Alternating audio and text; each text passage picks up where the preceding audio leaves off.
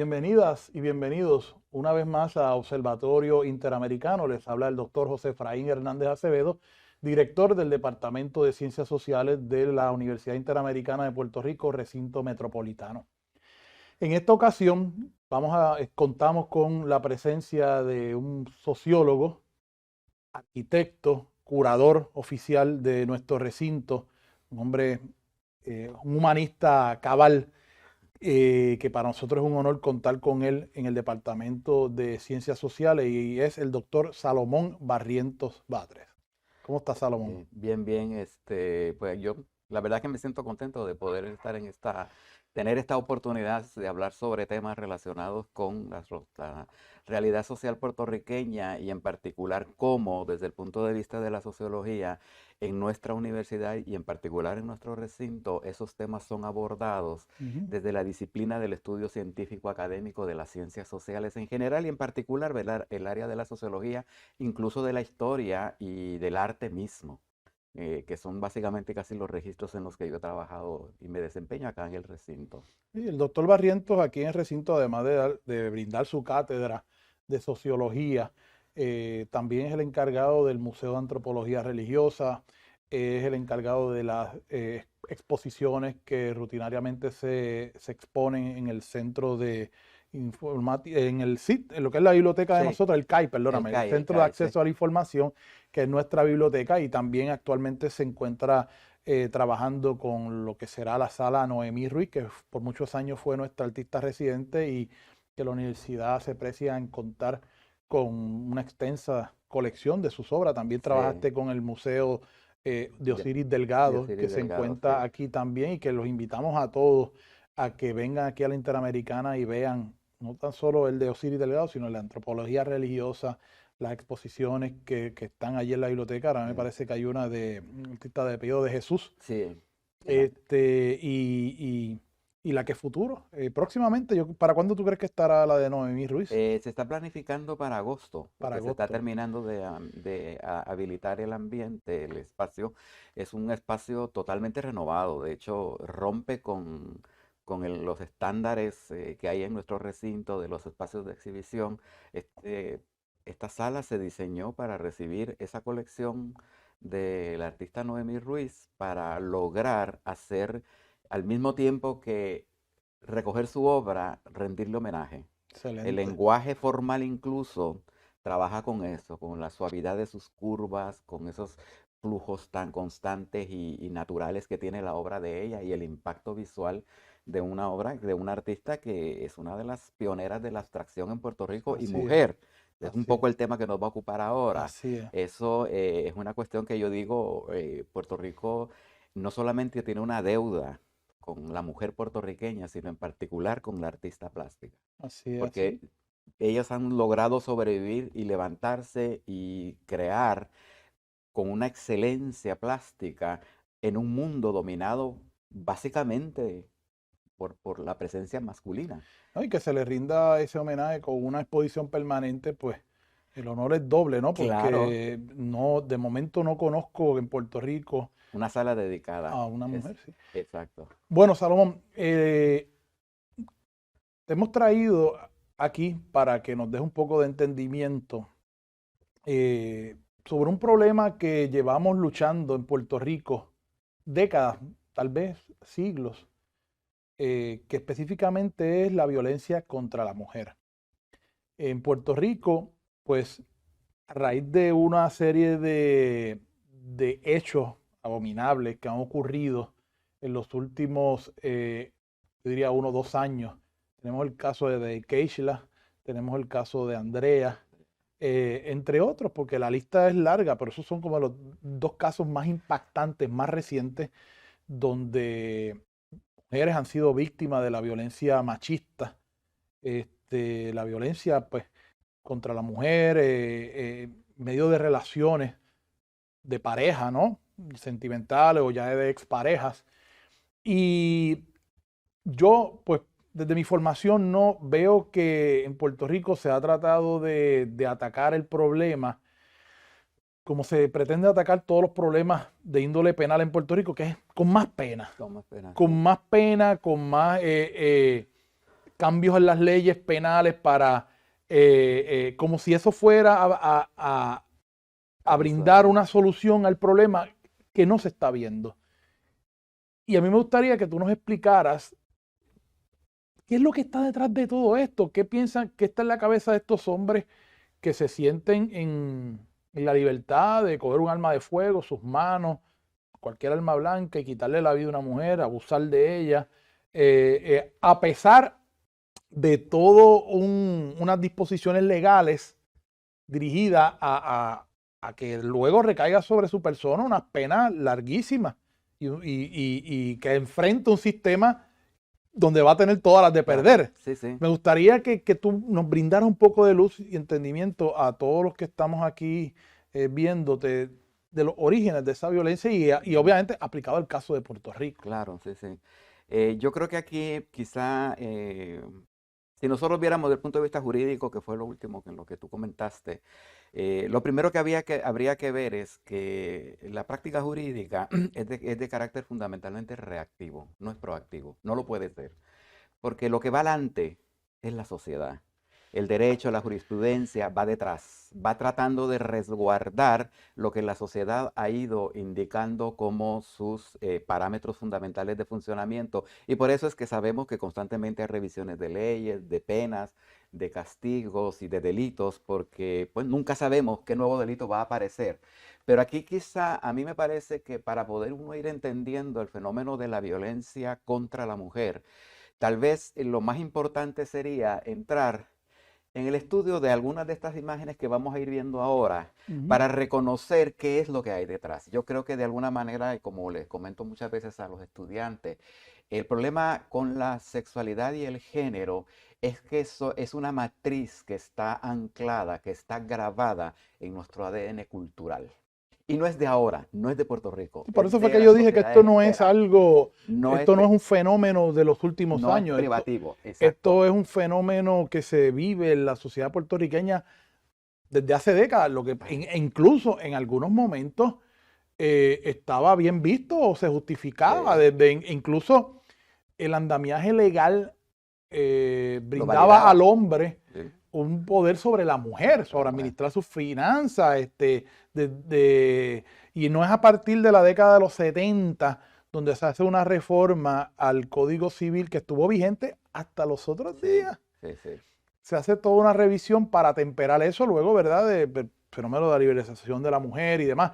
Pero hasta la década de los 70, que eso es hasta los otros días, década que pues, yo Ujú. nací, década que ya tú estabas por ahí, No mucho.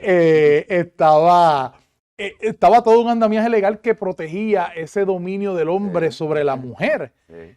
Yo recuerdo que me comentaba un amigo senador que trabajó cuando se legisló la ley 54 del año 89, que es la ley para la prevención de la violencia doméstica, donde hubo legisladores que se cuestionaban, pero ¿por qué yo no puedo darle una bofetada a mi mujer si se lo merece? O o sea, se sentían que ellos podían hacer eso sin Ajá. ningún Sí, problema.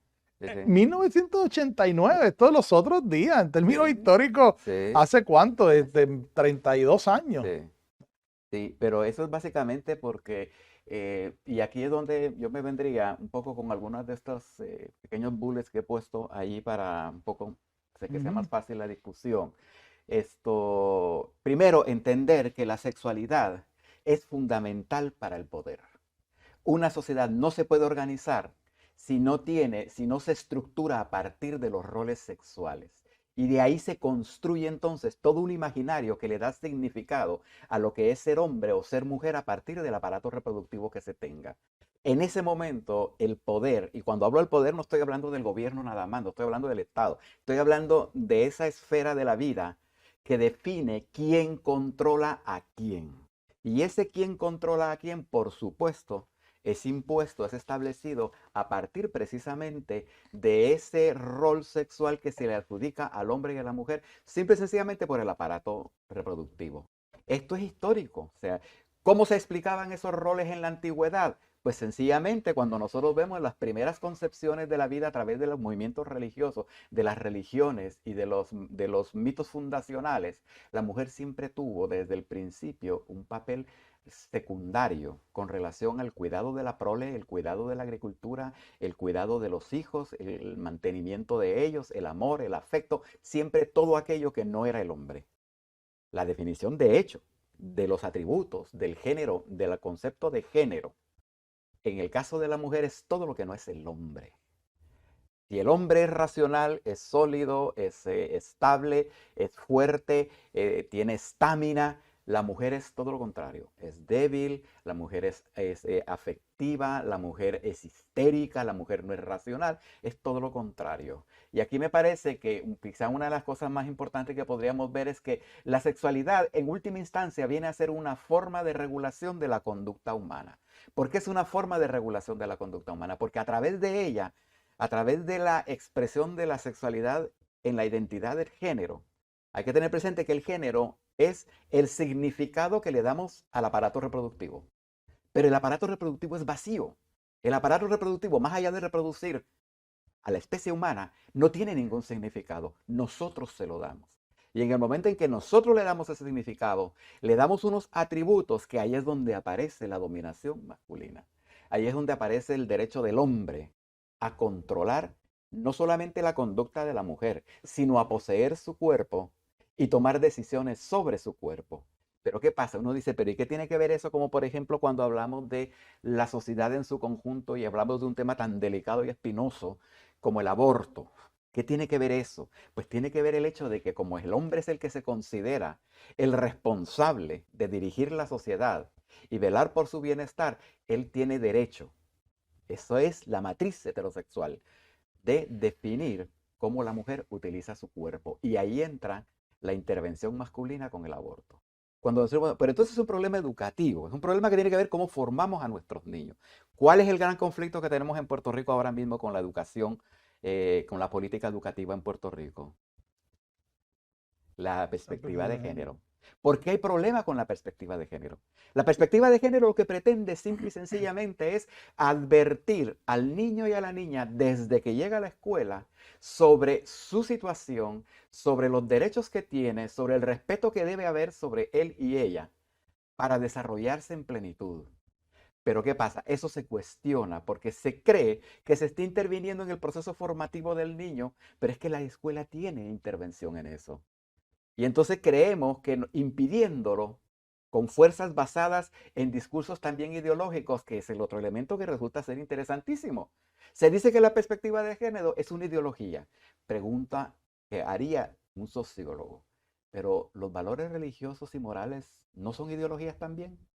Entonces, ¿qué es lo que hace que esa ideología religiosa y moral es más importante y más valiosa y más dominante que lo que podría ser lo que ellos llaman la perspectiva de género como una ideología? Es lo mismo. Son conjuntos de valores y de ideas que quieren establecer dominancia en el tejido social. Son discursos de poder que buscan regularizar la conducta de las personas. Entonces, nosotros decimos, pero, ok, está bien, llevémoslo entonces al registro jurídico. ¿Qué pasa con, por ejemplo, el caso que se dio, esta lámina que ven ahora, por ejemplo, está relacionada directamente con el tema de cómo la sociedad se organiza a partir de la distribución de las tareas en función de la identidad de género, de sexual? En un trabajo excelente y básico en la cuestión del género del siglo XIX de Engels sobre la familia, la propiedad privada y el Estado, lo primero que él establece es que la división social del trabajo se basó en la sexualidad. ¿Quién cuida a los niños? La mujer. ¿Quién cuida el huerto? La mujer. ¿Quién cuida a los animales? La mujer. ¿Quién prepara la comida? La mujer. ¿Qué hace el hombre? Se va a casar. Las actividades fuertes, las actividades pesadas, a ganarse la vida desde esa perspectiva. Eso nosotros lo traducimos a la vida contemporánea. Sí. Bueno, déjame decirte que ahora con el nuevo Código Civil que entró en vigor de manera atropellada, porque es la verdad, a finales del 2020, fue que vino a establecer, a romper con lo que era la norma escrita de los tribunales de manera casi automática.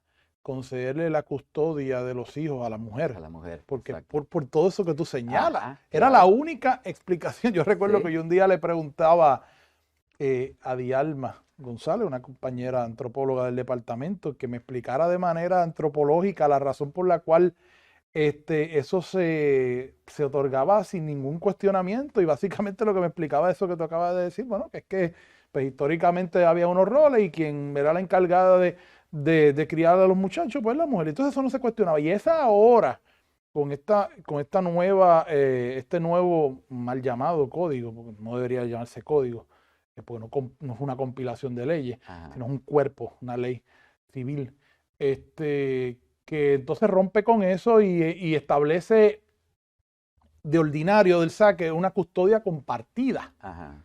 Y entonces habría que derrotar eso presentando pruebas de que, mira, pues este papá es un delincuente o es Ajá, incumplidor, un claro. irresponsable, vamos a quitarle la custodia. Y que claro, incluso pues es un cambio que favorece a la mujer, bueno, porque la mujer también pues tiene derecho a que el papá se quede con el muchacho y yo poder dedicar Sí, a estudiar, a trabajar profesionalmente.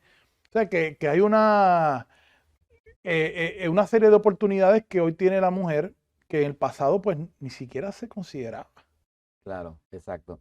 Esto, aquí me gustaría leer esa pequeña cita de Michel Foucault, un filósofo del siglo XX que vino a alterar considerablemente las Ujú, epistemologías dominantes de la época. Mira lo que él dice, la normalidad implica una relación de poder, porque el poder clasifica, ordena, corrige. ¿Qué es lo que pasa? Cuando nosotros observamos, creemos que el poder tiene que ver con un aparato de Estado, tiene que ver con quien tiene la fuerza para imponer y para establecer las reglas del juego, pero no, el poder es una relación que se da en el ámbito de lo más cotidiano e inmediato. Cuando una pareja de novios deciden ir al cine, ¿qué película van a ver? Es una relación de poder la que se está negociando ahí. Es un proceso de negociación y a partir de ahí empiezan esos roles. ¿Cuál es el problema con esto? Es que como nosotros estamos formados dentro de una matriz que define los roles de género a partir del aparato reproductivo y se le adjudica a la mujer una posición de debilidad con relación al hombre, no nos damos cuenta que estamos ahí. No lo ujú. percibimos. El mismo estatuto jurídico vigente está anclado sobre esos principios. Por ejemplo, yo no sé cuántos, pero yo digo, el momento en que una sociedad como Puerto Rico tiene que tener una Procuraduría de Asuntos de la Mujer.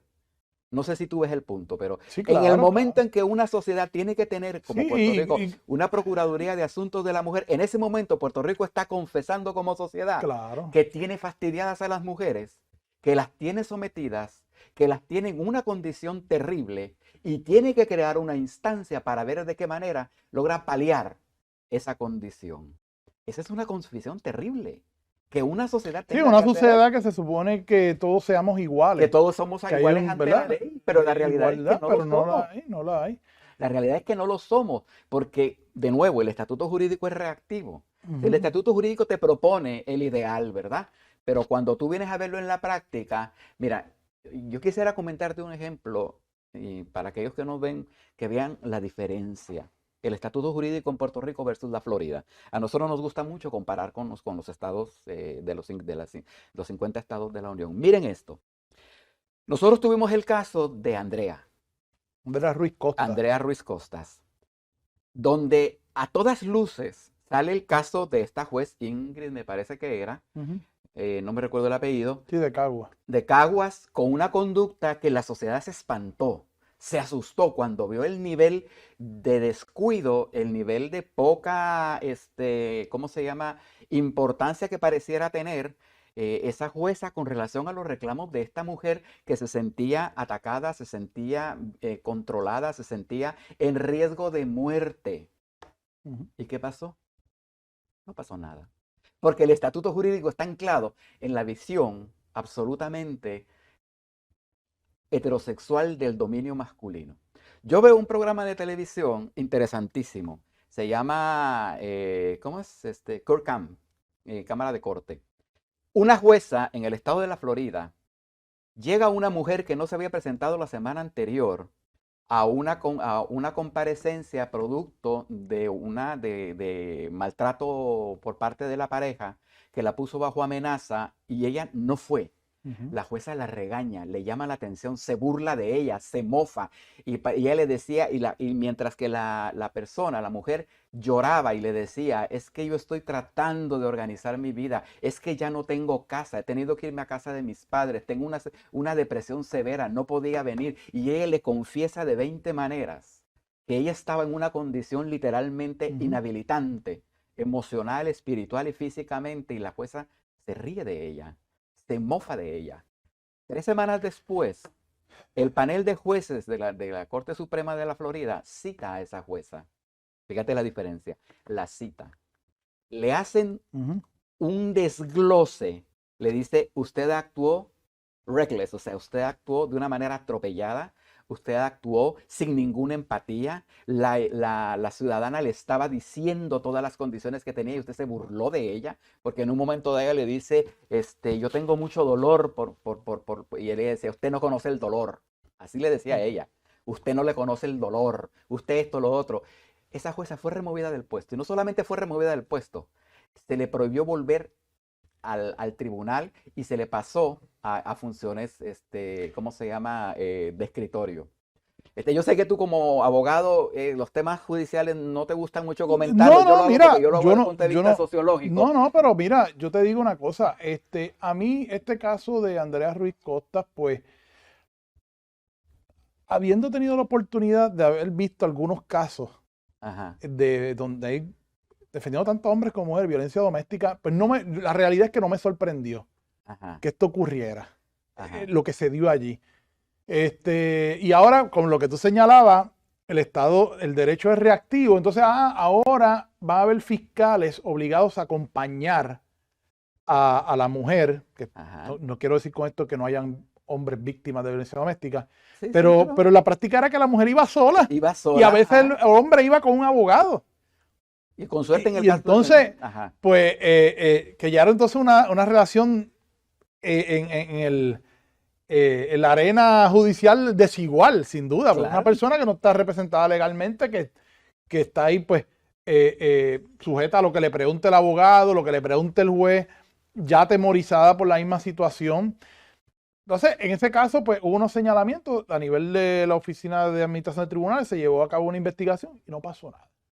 El otro caso que va en la misma línea, y lo buscaba mientras hablábamos, ¿de qué que es la? básicamente ocurrió algo similar, es el caso del boxeador Juanma López. Ajá, Este boxeador, su expareja, Andrea Ojeda Cruz, me parece que le decían la Pinky, el ajá, nombre de influencer ahora de las redes sociales, que esta mujer lo acusa, una foto, ella toda golpeada por este individuo, y, y entonces pues esta mujer señala, mira, a mí me han sometido a un martirio, el sistema, los fiscales me han maltratado, yo no quiero seguir adelante. Y poco a poco, y poco a poco, hasta que los cargos lo desestimaron por falta de interés por interés. parte de la víctima.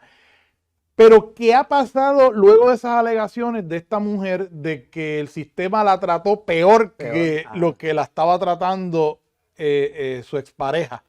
ajá, Pues yo no he escuchado nada. O sea, no, no merecía esto que el Departamento de Justicia, la Procuraduría de la Mujer, investigara con esta señora, se reuniera con ella y dijera, bueno, dígame, que es básicamente lo mismo que se estaba quedando Andrea Ruiz Costas con su amiga en aquella sí, llamada telefónica. sí, Mira, el sistema me atropelló, yo no me sentí apoyada, a mí me maltrataron, a mí me trataron peor que el victimario. Entonces el claro. Estado se convirtió en una víctima más. Y entonces, pues, eh, eh, claro, en el caso de Juanma López, pues no, al parecer no ha ocurrido nada.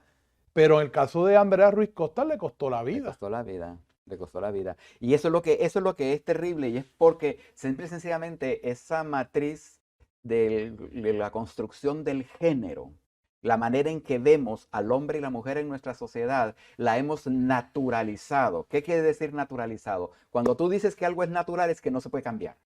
Es como decir, un árbol crece de pie como la obra clásica de la literatura, un árbol crece de pie. Eso no lo puedes cambiar, es la naturaleza misma. Pues cuando naturalizamos los roles de género, cuando naturalizamos el género, no nos damos cuenta Somos como peces en el agua, pero el pez, como decía Foucault, no es consciente de que está en el agua porque toda su vida vivió ahí. Él no sabe que está en el agua. Nosotros no sabemos que estamos dentro de una matriz heterosexual bajo un dominio binomial del hombre, no, porque vivimos en él, no lo percibimos. Y entonces vemos un sistema jurídico que con Ujú, todas las acciones o no acciones, por acción o por omisión, está validando esa matriz. Y a ujú, mí, por ejemplo, me pareció tan terrible, tan espantoso el caso de Keishla, porque ujú. yo decía, pero ¿en dónde están todas las instancias reguladoras de la vida en Puerto Rico? ¿Qué pasó con ellas? ¿Qué pasó con Andrea?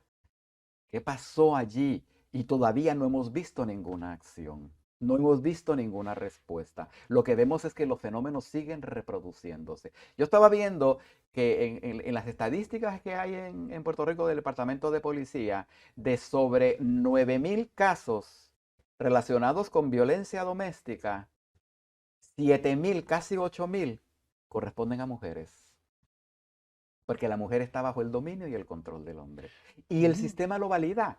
Cuando nosotros nos reímos de que alguien, que un joven o una joven se viste de una manera distinta a la norma. ¿Y qué es la norma? La norma es que la mujer biológicamente se vista de forma femenina y el varón se vista de forma masculina. De por momento vemos que la forma en que se visten se invierte y o nos reímos, nos mofamos o nos quedamos callados porque si sabemos que si decimos algo la ley nos puede caer encima, porque estamos entrando en la etapa en que queremos de alguna manera, si no lo hacemos por la buena, lo hacemos por la mala. ¿Y la mala cuál es? La ley. Creamos una ley que castiga. Si tú te burlas de alguien con una identidad de género que no coincide con los valores dominantes, pues hay una ley que si la persona es consciente y la levanta, puede eventualmente terminar en castigo para ti. Pero solamente de esa manera. De otra forma no lo vamos a ver. De otra forma no se va a respetar.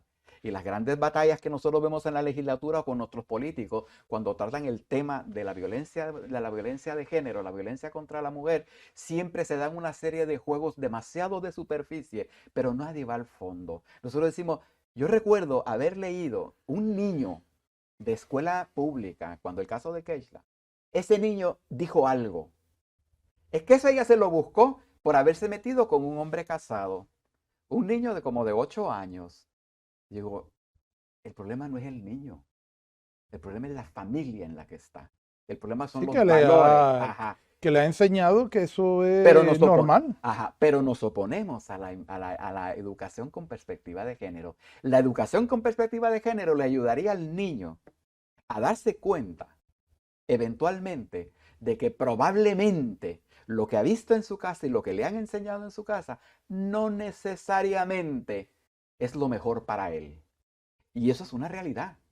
Los hogares no necesariamente cuando crían a sus hijos le dan lo mejor, le dan lo que pueden, lo que saben. Tú no puedes dar lo que no has recibido. No, no, claro, y no, uno no puede tampoco perderle de perspectiva de que no todo el mundo se cría en el Ajá. hogar donde uno se crió, Claro, ni ajá, recibió la educación escolar y ajá. universitaria que uno recibió. O sea, aquí pues sabemos que la realidad en muchos hogares en Puerto Rico es otra. Claro.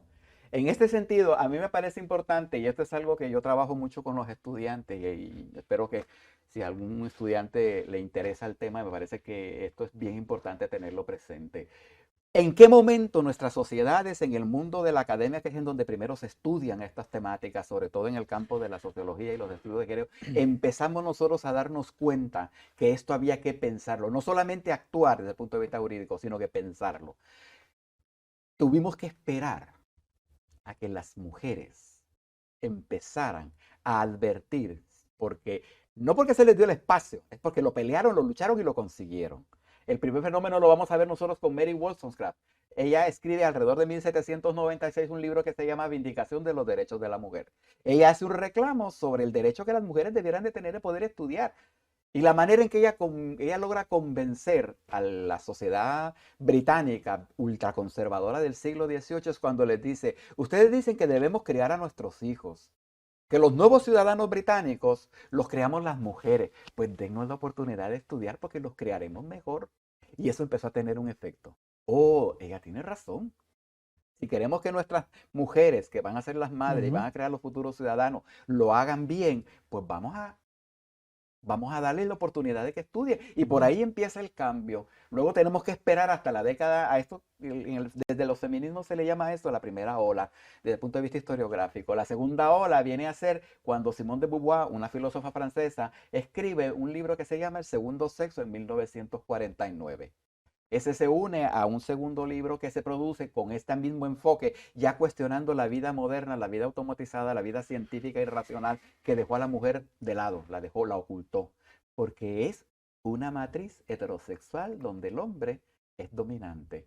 Tenemos que esperar hasta los 90 cuando Judith Butler publica un libro que se llama El género en disputa, que pone en cuestión el género y nos hace ver con claridad que el género tampoco es la respuesta a la sexualidad, que el género es un constructo cultural que se basa en condiciones sociohistóricas determinadas. Por eso es que lo que era una mujer en la Edad Media no es lo que es una mujer hoy día. En la Edad Media una mujer no podía, esto es interesante, en la Edad Media una mujer no podía ser soltera. Blanca de Navarra, ella arma un ejército cuando su marido muere, le quedan los terrenos, le queda el castillo, le queda toda la riqueza del marido, él muere muy joven en una de las cruzadas, y obviamente ella se queda sola en el castillo como la domina, como le llamaban en la Edad Media. Viene el cura, vienen las autoridades, vienen el enviado a exigirle que se case y le traen maridos, nombres para que ella se case. Y dice, yo no me voy a casar. Y lo último llegan la iglesia, el párroco, todos ellos con el ejército para sacarla y casarla. Y ella arma con palos, con charolas, con, tú sabes, con todos los instrumentos de cocina a su personal y se apostan en la puerta y no la logran sacar. Y finalmente ella no se casa. Pero lo que tuvo que hacer, porque la mujer no tenía ese derecho. Hoy día nuestra realidad es distinta, pero esto nos habla de cómo la concepción del género como representación de la sexualidad, del aparato reproductivo, cambia. Entonces hoy día creemos que hablar de género es políticamente más correcto que hablar de sexo. El problema es que el género también está basado en atribuirle, darle determinados atributos a ese aparato reproductivo. Pero de nuevo, yo vuelvo con el punto cuando se lo comento a los estudiantes, el aparato reproductivo es vacío. El aparato reproductivo lo único que hace es reproducir, es crear nuevas vidas, pero no tiene, esos atributos se los inventamos nosotros, se los creamos nosotros. Y entender eso, cuando uno se da cuenta de eso, es que entonces uno puede explicarse por qué razón, a pesar de ser Puerto Rico en el siglo XXI, con la tecnología que tiene, con los recursos que tiene, que comparado con Latinoamérica tiene muchos más recursos que muchos otros países, incluso grandes, por su relación con Estados Unidos, pero seguimos con los mismos exactamente problemas, los mismos problemas que tiene todo el mundo, porque esa matriz que está incrustada en nuestro ADN cultural impide que tomemos conciencia, impide que tomemos acción transformadora. Yo me pregunto, ¿cómo es posible que hayamos tenido una procuradora de la mujer que haya sido gobernadora de Puerto Rico y nada de la causa de las mujeres haya adelantado? Por el contrario, se cuestionan cosas que a las que se hizo más daño que beneficio. Es que incluso la misma mujer no se da cuenta que ella actúa con relación a esos imperativos éticos del género. Y eso nos impide darnos cuenta. La niñez, la perspectiva de género, precisamente tiene eso de importante, que levanta conciencia, pero se necesita que de alguna manera, más de ir a las acciones, es ir a la base. Y la base es esta concepción que tenemos del mundo. La base es esta concepción que tenemos de la realidad. Estamos atravesados por unos imperativos de conducta que se basan en una diferencia biológica, como si efectivamente tener un aparato biológico masculino o uno femenino determinara lo que nosotros somos y actuamos. Eso me impide a mí como padre tener ternura con mis hijos. Yo recuerdo cuando mi hija nació, hace pues unos cuantos años, la primera vez que mis padres vienen a casa y me ven y papá me ve a mí cambiándole los pañales a mi nena, él se fue. No pudo verme. Él se fue. Pero lo hizo con un gesto como de, no fue desaprobación, de frustración. Él sintió que cómo era posible que su hijo estuviera haciendo eso. Pero entonces nosotros vemos hoy día que los modelajes siguen siendo los mismos. Las conductas siguen siendo los mismos. A la mujer se le sigue asociando con debilidad, con histrionismo, con conductas Y, histéricas. y que yo lo he vivido como padre, que la responsabilidad sobre los hijos es absoluta, prácticamente de la mujer. De la mujer. Yo me he enfrentado a situaciones que yo he ido al colegio donde estudia o estudiaba mi hija y pido cosas y me preguntan, "¿Sabes? No, ahí firma la mamá". Y yo, bueno, pues porque yo no puedo firmar Claro. también. Claro. Y me pasó recientemente en una reunión, no, con que firme la mamá está bien. Y yo le digo, bueno, pero ¿por qué yo no puedo firmar también como papá? Claro. Después no se quejen, le decía yo en Claro. Toledo, después no se quejen cuando el hombre no quiera asumir sus Ajá. responsabilidades, pero es que el sistema incluso lleva al que las asume Ajá. a, a relegarlo como A una cosa relegarlo. rara, como tú Sí, dices. sí. Y a mí me ha pasado, o sea, porque pues, yo tuve una crianza donde mi madre, pues, no éramos 3 varones, imagínate. Entonces, pues, nos enseñaba a hacer todas estas tipos de tareas que la sociedad ha identificado como que son cosas de mujer. Son cosas de mujer. Y entonces yo sí le he dicho, mira, yo en estos tiempos de pandemia donde hemos estado encerrados, yo en mi casa pues, he hecho las comidas, las Sí. tareas que muchas veces la gente identifica como que son una mujer y las hago muy bien y más me gusta. Me Claro. gusta realizarla y yo no la veo de esa manera. Pero tengo amigos de mi generación también que no hacen eso no tocan una tanda de ropa sucia ni con una vara larga. Claro, claro. Y es porque, pues, en su crianza se le enseñó, pues, que eso es un asunto de la mujer.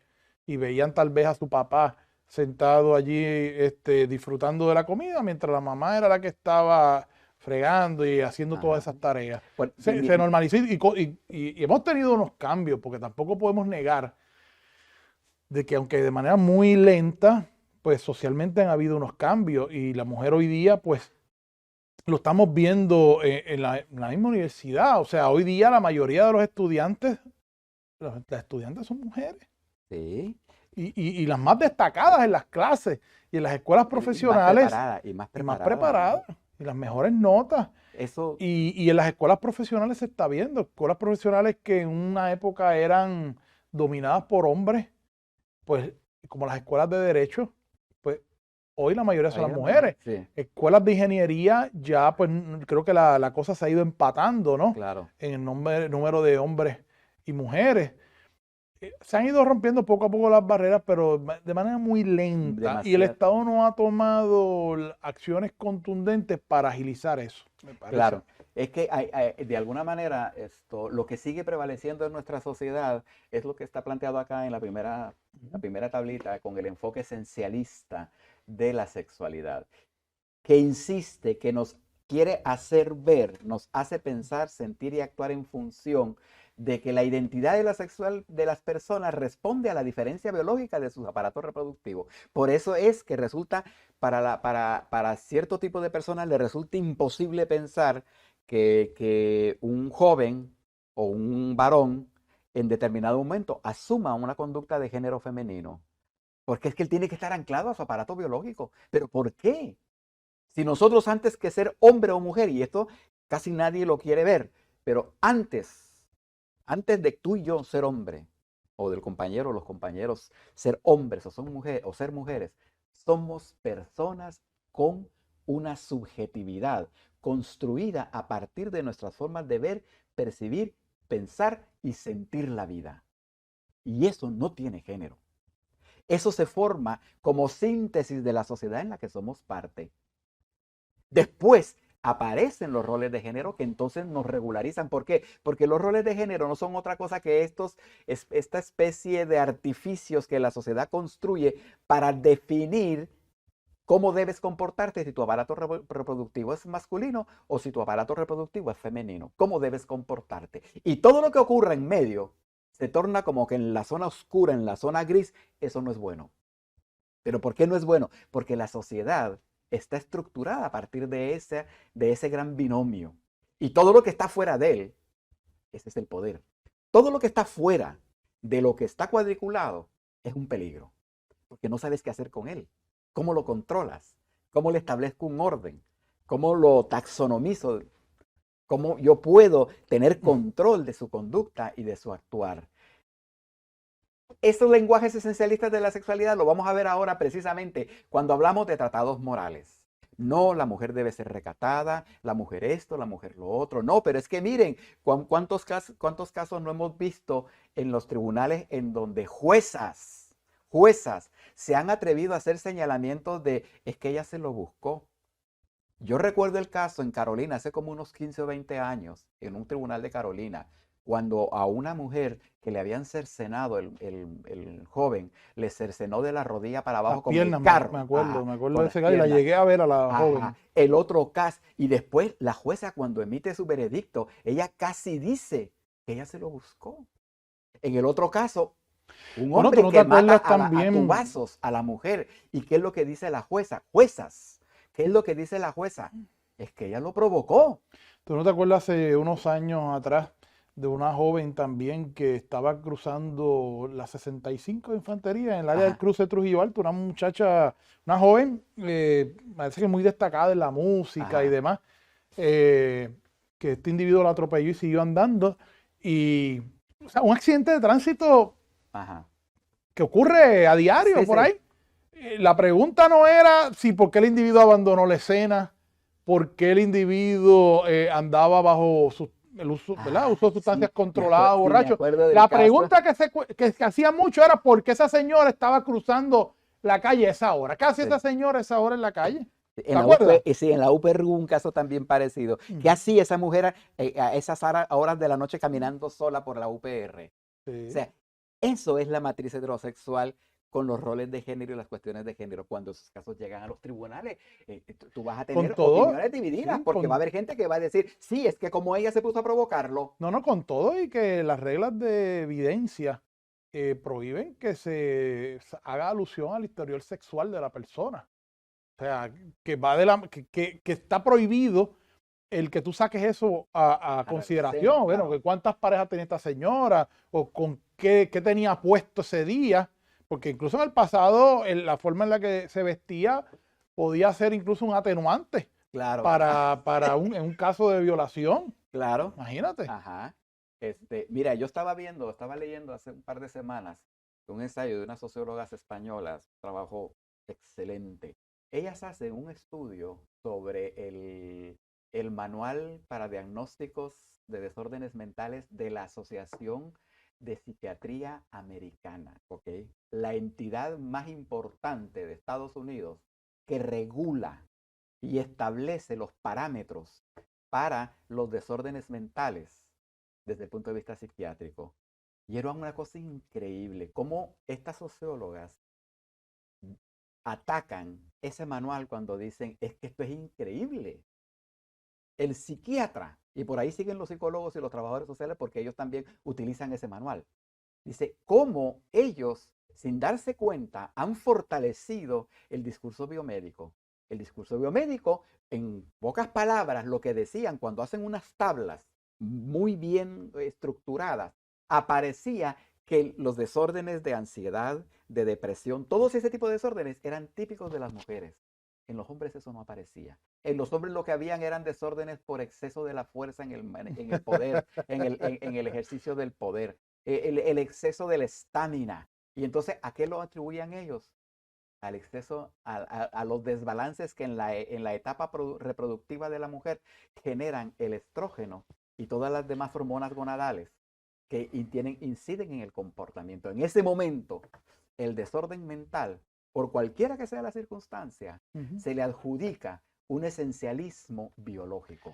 Como si el hombre no pudiera verse deprimido. Si el hombre se deprime y lo ve en Bueno, estado pero es de... que es parte de la crianza que enseña al hombre a reprimir sus sentimientos, Claro, sus penas. Y de hecho, incluso se ha hablado de eso en estos casos de estos individuos que pues, no se da ese fenómeno en Puerto Rico, de los Estados Unidos, de estas matanzas, ¿no? Estos individuos con unas sí, frustraciones sentimentales, que no sexuales, pueden procesar. Ajá, emocionales, pues las explotan, por decirle verdad, de una manera con estos actos de violencia extrema. claro. Y eso es fundamentalmente, aquí lo que a mí me resultó interesante era ver cómo estamos en el 2022. El manual vigente es ese ahora mismo. Cómo la psiquiatría, Ujú. una disciplina tan fuerte, porque para ser psiquiatra tienes que ser médico también. Sí, exacto. Distinto al psicólogo, para ser psiquiatra tienes que ser médico. Ujú. ¿Cómo es posible que nosotros sigamos vinculando los desórdenes mentales sencillamente a la cuestión biológica y no se incorporen las matrices socioculturales? ¿Cuáles son las condicionantes socioculturales? Cuando la sociedad crea este gran discurso sobre lo que debe ser un hombre y lo que debe ser la mujer, y eso no es parte de, porque nos vamos a la cuestión individual y dejamos fuera que muchas veces los grandes estados de depresión que se pueden generar en una mujer van a ser resultado de esa presión social en torno a que tienes que ser una buena madre. No puedes vestirte mal porque la gente te mira y eso no te hace una mujer digna, eso no te hace una mujer virtuosa, eso te hace ver como una mujer cualquiera. Y ese tipo de imperativos, Ujú. que las mujeres son presas de ellos, pero nosotros los normalizamos y los vemos naturales. La mujer, tú ves a una mujer con un pantalón demasiado suelto, no los de la moda ahora, que el bell bottom ese que está volviendo, Ujú. no. Vemos a una mujer con un pantalón suelto, con una camisa larga Como fuera, Luisa Capetillo, y vestida así de ese ajá, estilo. tú ves eso así, ¿y qué hace la gente? Empiezas a verlo como con desconfianza. Contra. Yo recuerdo haber leído un caso en Inglaterra, una mujer que para poder estudiar, una muchacha joven que estaba en el London School of Economics, una de las, bueno, Dime, mejor una de universidad las de mejores Inglaterra. academias, británicas, para poder terminar su maestría, ella hizo una subasta de una noche de placer y de intimidad con alguien. E hizo una subasta por internet y levantó buen dinero cuando finalmente se lo llevaron. El escándalo. Pero ¿sabes cuál fue la diferencia? Cuando finalmente después alguien dice, es que ella es lesbiana. Bueno, no hay problema. ¿Ves lo que hay detrás? ¿Ves toda la matriz heterosexual y de género que se está moviendo cuando la gente desestimó el caso? Porque no era que a una mujer joven, pulcra, tuviera que recurrir a un acto, no de prostitución porque no era siempre, era sencillamente algo que ella necesitaba pagar su matrícula. Y no era barata.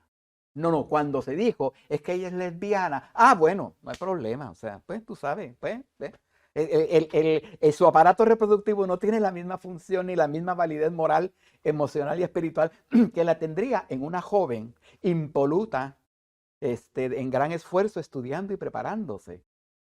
Es la matriz que está detrás, que nosotros la regularizamos y no nos damos cuenta. Con ese comentario que la gente, que los internautas empezaron a poner, bueno, es que si es lesbiana, claro, para ella eso no tiene importancia. Mira, ahí está la matriz. ¿Por qué no va a tener importancia? Ujú. ¿Por qué no vemos lo que hay detrás? Que nuestra juventud tenga que buscar dinero para estudiar. Que nuestro Estado, en el caso de Puerto Rico, que nuestro gobierno, que nuestra sociedad, nuestro Estado, no sea capaz de darle y garantizarle a nuestra juventud los medios para estudiar y tengan que depender de una beca que ni siquiera es local, O de es 2 y 3 extranjera, trabajos, que es lo que a o de veces 2 y vemos. 3 trabajos. Eso es inhumano. Mira, Salomón, y yo quería preguntarte, ¿verdad? Porque en esta discusión, pues, tú has dejado claro que esto no tiene que ver con hombres y con mujeres, con una crianza, porque hay una realidad.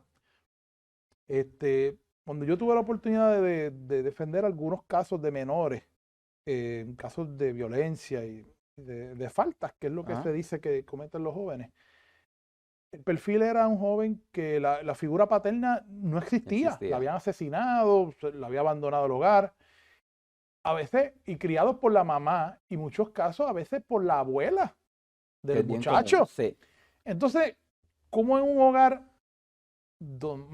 donde la cabeza es una mujer se pueden replicar todos estos patrones? Porque alguien podría decir, y lo he escuchado, decir, no, pero ¿cómo va a ser machismo si ese muchacho lo crió la abuela o ese muchacho lo crió la mamá? Bueno, pero es que la construcción que se ha hecho de esa mamá o esa abuelita, pues es así. Y entonces el muchacho va desde pequeño con una crianza que se le fomenta a no expresar sus sentimientos, a que él es el... ¿Cuántas novias tú tienes? ¿Tú has escuchado esa Claro, expresión? sí. Bueno, ¿cuántas novias ya tú tienes? Sí, ¿Verdad? sí. O sea, que ya se le va criando, ¿verdad? Que él es un hombre promiscuo. Se que le no, valida, sí, se le se va le valida validando. todo eso. y una crianza al muchacho, y después entonces cuando lo que sale a la calle, pues ese elemento, ¿no? De Sí. que anda por ahí, y bueno, y ni hablar de otras cosas que tú mencionas aquí, como la música popular, uno sigue escuchando Sí.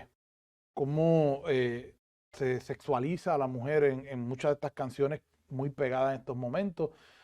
Y entonces uno no ve que alguien le reclame, por ejemplo, a esos artistas, oye, pero ¿y por qué tú sigues escribiendo unas letras donde El reggaetón. cosificas a la mujer? El reggaetón. Por eso. La gran Y fanaticada del y reggaetón ahora no son quiero, ¿verdad? mujeres, son muchachas jóvenes. Sí. Y ellas no se dan cuenta, o si se dan Y ni cuenta, hablar de la salsa y los boleros, que en el claro, pasado lo hubo, pero lo ellos, veo mucho más patente en estos géneros musicales sí, de, sí, o de sea, hoy día. la mujer es un objeto de placer y la misma mujer se potencia en ello, se agencia de ello, o sea, lo utiliza. Y entonces tú ves cómo esa matriz que debiera de estarse transformando a partir de actitudes que advierten sobre el fenómeno, no lo logran. ¿Por qué? Porque fueron formadas de esa manera. Es que esta relación de género, esta estructura heterosexual de la sociedad, la puertorriqueña y O en sea, que la puede general, replicar tanto un hombre como una como mujer una mujer, en sus hijos. y porque es inconsciente. Si quieres, vamos a ver acá en la siguiente lámina, está el tema de la definición del género y eso es justamente lo que está ocurriendo acá. Es el conjunto de condicionantes socioculturales que los individuos asumen con relación a su cuerpo y que pueden o no estar relacionados con sus características biológicas. Es decir, cuando yo asumo un género que no corresponde con mi aparato reproductivo, estoy asumiendo una conducta que de nuevo en el fondo está estructurado en una diferencia. Ah, no, pero es que él, mira, es que él es hombre, pero mira cómo se comporta. Cualquiera diría que es mujer. O sea, la referencia no es que él ha adoptado una forma de conducta alternativa. No, no. La referencia es que él debe de ser, comportarse como hombre que es. Eso va generando esa serie de diferencias. ¿Cuáles van a ser los roles de género? Lo que aparece, lo que el niño se le enseña desde que nace, incluso desde que está en el vientre materno. Cuando se le dice, usted va a ser un gran, o sea, usted va a ser un hombre guapo, usted va a hacer esto, usted va a hacer, y se le está diciendo ya cuando todavía está en el Se va seno materno. condicionando. Ajá, exacto, ya viene todo eso. Son comportamientos aprendidos en una sociedad, comunidad o grupo social determinado que hacen que sus miembros perciban más como masculinas o femeninas ciertas actividades, tareas y responsabilidades. Son imperativos no conscientes. Cuando una madre le enseña, por ejemplo, que la niña debe ayudarla en la cocina, pero el nene debe estar jugando, porque el nene, si se pone a hacer tareas de casa, lo voy a confundir. Se va a confundir su conducta, porque hay mamás que hacen eso. Sí, claro. Sí. Los nenes no hacen eso, pero es que a mí me gusta ese color. Ese nene, ese color no es un color masculino. O es que a mí me gustan las muñequitas y los muñequitos. No, no, usted vaya a jugar con los camiones Tonka y con ejércitos y con esas cosas. No se ponga a jugar con eso. Bueno, Salomón, y te pregunto, vemos que la política punitiva vuelve a fallar. Las procuradurías no resuelven el problema. ¿De qué manera se puede atacar este problema para que por lo menos a corto y mediano plazo podamos ver algún cambio? Y que en los 3 minutos que nos quedan, Sí. podamos ver cambios en esta conducta que lleva a muchos hombres. Nunca quiero ser términos absolutos porque nunca me gusta. Siempre pueden haber algunos casos de violencia de la mujer hacia el hombre. Pero ¿qué tiene que hacer si ya hemos visto que estas políticas públicas han fracasado? ¿Qué debemos de hacer para poder ver cambios? Educación, el proceso educativo. Pero como nuestra sociedad está tan politizado eso, en Puerto Rico, desafortunadamente, en el mundo de la política y la legislación y la gobernación, nada se puede ver que no sea desde una esfera política en particular. Pero si nosotros nos vamos, por ejemplo, no voy a coger Estados Unidos porque Estados Unidos tiene los mismos problemas que nosotros tenemos y quizá peores. O peor, a ver, Ajá, sí, pero nos gusta ver para allá, pero no vemos el resto del mundo. Pero tú sabes qué, más adelante vive gente y es feliz. Vámonos a los países nórdicos. En esos países, estoy hablando de Finlandia, Noruega, Suecia, Islandia, en esos países no existe violencia, la violencia es mínima y la violencia de género menos todavía. ¿Qué rayos está haciendo esa gente? Que la cosa ahí no ocurre. Ah, vamos al aparato educativo. Tú sabes que en Bélgica Y en estos países, en algunos otros países, no existe la educación privada. Sí, sí. El Estado no permite que haya educación privada porque eso es darle más oportunidad a unos niños y a otros no. ¿Qué es lo que hacen entonces? Las entidades privadas y el Estado introducen todos sus recursos en lo único modelo educativo que hay, que está basado en el respeto, que está basado en la educación, que está basado en esa capacidad de entender que el ser humano tiene derecho a hacer lo que quiera hacer, no importa lo que sea, porque le corresponde y tú tienes que respetarlo. No, aquí nosotros queremos decirle a cada niño cómo se comporte. Y una cosa es hacer consciente al niño de que para vivir en sociedad tienes que respetar las reglas, porque hay límites, porque hay disciplinas, porque hay formas de conducta que son válidas y formas que no son válidas. Eso es una cosa. Pero otra cosa es quererle decir cómo tú te sientes con relación a tu cuerpo, cómo tú te sientes con relación al cuerpo del otro. Ese es el problema. En esos países, la inversión en la educación es notablemente considerable. ¿Qué tenemos en Puerto Rico con los terremotos? ¿Cuántos niños no quedaron rezagados porque el Departamento de Educación fue ineficiente en hacerles llegar Los los medios, la huracanes, ¿no? tecnología, luego los huracanes, ahora la pandemia? Lo que tenemos es cada vez agudizándose más los problemas. Sin embargo, no atendemos esa realidad. Y el problema es que cada niño que esté en una escuela o en un colegio, somos tú y yo dentro de 20 a 25 años. ¿Cuál va a ser la diferencia entre nosotros en esta universidad y la población de las prisiones en la isla? Con estos niños de ahora. ¿Cuál es la diferencia? Es la educación. Sí, la formación. Pero una educación que sea capaz de hacer entender a nuestros niños que más allá de los sesgos religiosos, que no son malos porque las religiones son catálogos morales, el problema es cuando se quieren imponer a la trágala y por encima de la libertad que confesamos en nuestras constituciones y documentos jurídicos que tenemos de ser seres libres, soberanos e independientes en nuestra vida. Bueno, pues muchas gracias al doctor Salomón Barrientos por esta cátedra que nos ha dado durante este programa. Y los invito a aquellos que les interese estos temas a que busquen en nuestro catálogo de cursos, Sí.